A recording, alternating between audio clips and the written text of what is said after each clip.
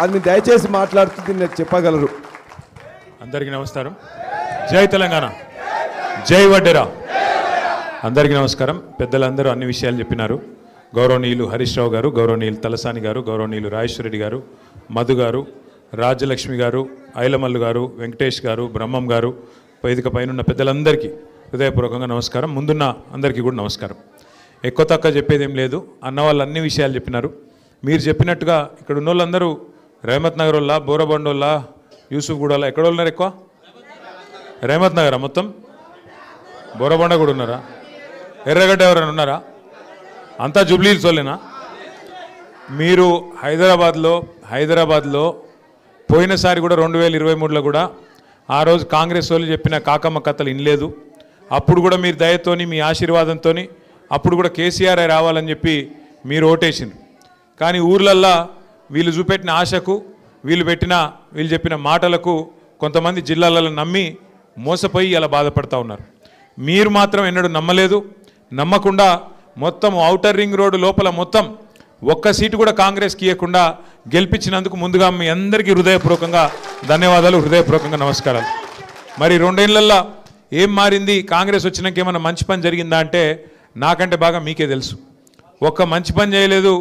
లేకపోగా ఇంకా మీదికెళ్ళి ఇల్లు గులగొట్టుడు, గలీజ్ పనులు చేసుడు, వాళ్ళ సొంత ఆస్తులు పెంచుకునేందుకు మంత్రులు, ముఖ్యమంత్రి గల్లాలు పట్టి కొట్టుకున్నాడు తప్ప చేసిన ఒక్క మంచి పని కూడా 2 నెలలు లేదు. ఒక్కటంటే ఒకటి, డబల్ బెడ్రూమ్ ఇండ్లు కేసీఆర్ గారు 1,00,000 కట్టిస్తే మీ జూబ్లీహిల్స్ నియోజకవర్గానికి అందులో 4,000 ఇండ్లు ఆనాడు ఇవ్వడం జరిగింది. ఈసారి కూడా మరొక 4,000-5,000 ఇండ్లు ఇవ్వాలనే ఆలోచనతో కేసీఆర్ గారు ఉండే. కానీ ఈ ప్రభుత్వం వచ్చినాక 2 ఏళ్ళు అయిపోయింది. 2 ఏళ్లలో ఒక్క ఇల్లు కట్టలేదు, ఒక్క రూపాయి శాంక్షన్ చేయలేదు, ఒక్క గరీబోనికి కూడా కొత్తగా ఒక స్కీమ్ పెట్టలేదు. ఏమన్నా మాట్లాడితే ఇక ఫ్రీ బస్ పెట్టినాం కదా అంటారు. ఇక ఫ్రీ బస్ కథ ఏందో నాకంటే బాగా మా ఆడబిడ్డలకు తెలుసు.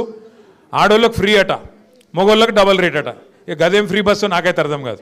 ఆడోళ్ళకేమో ఫ్రీ అట, మళ్ళీ మీ ఇంట్లో ఉండే మగోళ్ళకి మాత్రం డబుల్ టికెట్. దాంతో ఏం లాభం ఉంటుంది? కుడి చేత్తో ఇచ్చినట్టు ఎడమ చేత్తోని గుంజుకున్నట్టు.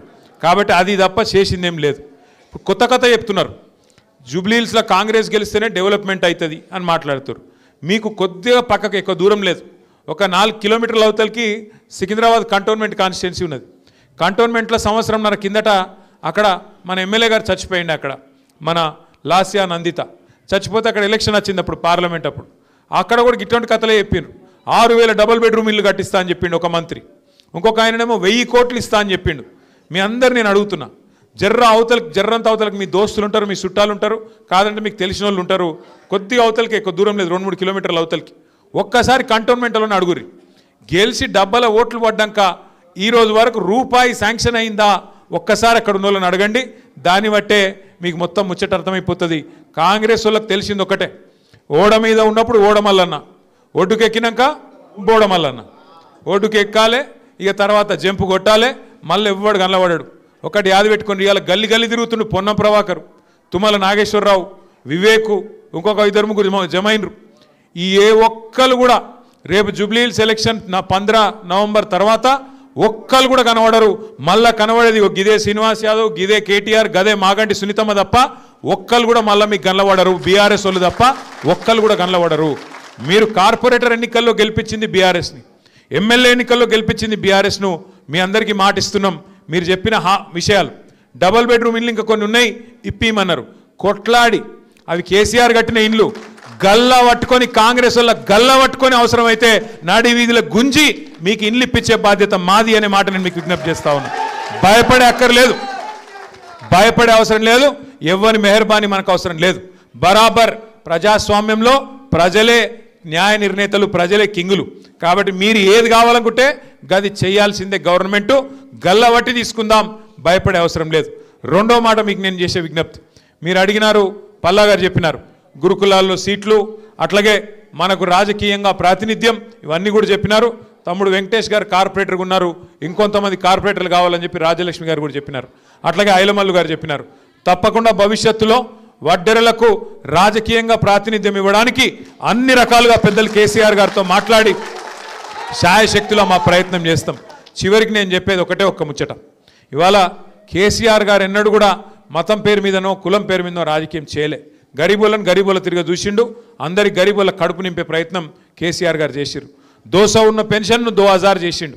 కానీ ఎన్నడూ కూడా కులం పెట్టో ఇంకోటి పెట్టో తప్పించే ప్రయత్నం చేయలే. ఇలా ఒక మంచి ప్రపోజల్ మీరు పెట్టిండ్రు. అన్ని చేతి వృత్తులకు ఇస్తున్నారు 50 ఏళ్ళకే, మాకు కూడా ఇవ్వాలి వడ్డెర సోదరులకు అన్నారు. తప్పకుండా ఆ విషయం కూడా పార్టీలో చర్చించి వచ్చే ఎలక్షన్లు ఎట్లా కేసీఆర్ గారు ముఖ్యమంత్రి అవుతారు మీకు తెలుసు, నాకు తెలుసు, అందరికీ ఆ ఆలోచన కూడా తప్పకుండా చేసుకుందాం. మీరు మాత్రం 11వ తారీఖు నాడు తప్పకుండా మన అభ్యర్థి గోపీనాథ్ భార్య సునీతమ్మను గెలిపించి కేసీఆర్ గారిని మరింత శక్తివంతుని చేసి ఈడికెళ్ళే మొదలైంది కేసీఆర్ మళ్ళీ తిరిగి వస్తుండు, తప్పకుండా జుబ్లీహిల్స్కి వెళ్ళే కథ మొదలైంది అన్నట్టు మీ తీర్పు ఉండాలి. ఆ సౌండ్ ఢిల్లీలో అయినవాడాలని చెప్పి మళ్ళొకసారి కోరుతూ పేరు పేరున అందరికీ నమస్కారాలు. జై తెలంగాణ. అందరికీ ధన్యవాదాలు. అందరికి కూడా భోజనాలు ఏర్పాటు చేయబడ్డాయి. మొత్తం కూడా ఎవరు కూడా